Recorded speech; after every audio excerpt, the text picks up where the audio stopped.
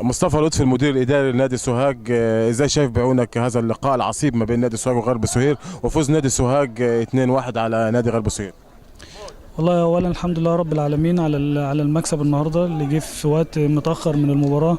كان ربنا سبحانه وتعالى مأخر لنا الفوز عشان نحس بالفرحه، لان احنا بنجتهد وبنتعب. اللعيبه بيبذلوا مجهود جبار في التمارين، والله العظيم ربنا يعلم بيعملوا ايه، بيجي على نفسهم في حاجات كتير. فالدنيا الحمد لله رب العالمين ان احنا كسبنا النهارده الحمد لله 3 بونت كويسين.